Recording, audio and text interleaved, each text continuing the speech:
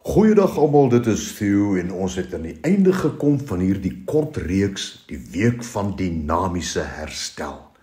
Tot dusver het ons gepraat oor ons woordervaring wat moet verander, ons gebedslewe wat moet verander, ons verhouding wat moet verander, in die eerste plek ons verhouding met onsself, en dan ons autoriteit as kinders van die Here moet herstel word.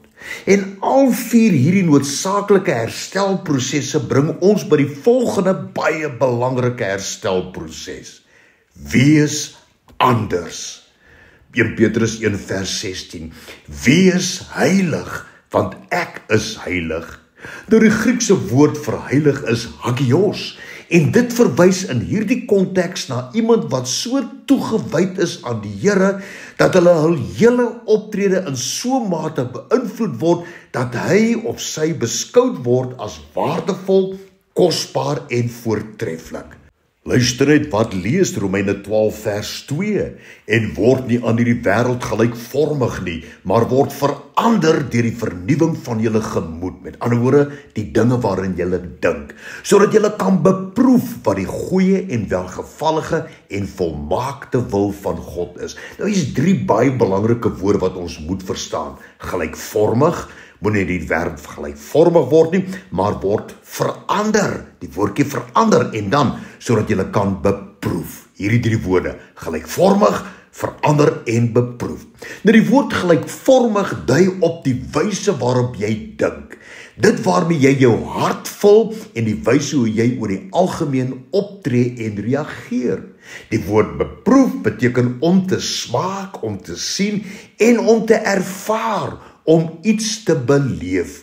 En dat die woord verander, dui op totale verandering ten opsigte van jou denke, jou persepsies en jou optrede.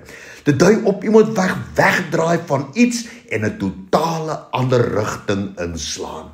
Jy weet, die kernboodskap van die woord van die Here is dat hy aanspraak maak op verandering in ons lewens, om anders te wees as die wêreld om ons. Johannes 17 vers 7, in 'n neutedop: heilig hulle in u waarheid, u woord is die waarheid. Nou van het Grieks is die volle betekenis van hierdie vers met al die vorige verse wat ons gelees het vandag soos volg: laat die waarheid van die woord ons so beïnvloed dat ons toewyding aan u, ons optrede in alles in so 'n mate sal dikteer dat ons deur almal as kosbaar, waardevol en voortreffelik beskou sal word. Hoekom? Omdat ons lewenswandel en persepsies merkbaar anders is. Wees merkbaar anders as die wêreld. Dis wat die Here vandag vir elkeen van ons sê. Maak die woord van God die middelpunt van jou lewe. Bepeins dit gedurig, dink gedurig daaroor. Maak gebed jou belangrikste gesels elke dag. Laat die woord van God en jou gebede jou totaal oorheers en jou verhoudings beheer. Neem autoriteit oor jou lewe en wees anders, soos hy ook anders is. 1 Timoteus 6 vers 11 kom die woorde, hy sê: my kind, wees anders. Maar jy, kind van God, vlug van hierdie dinge weg en jaag na die geloof, geregtigheid, met ander woorde om dinge reg te doen, die godsaligheid, lydsaamheid, sagmoedigheid en liefde.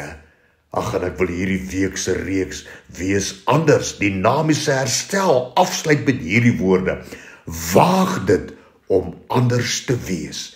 Dankie Here, u sal ons hiermee help. Amen.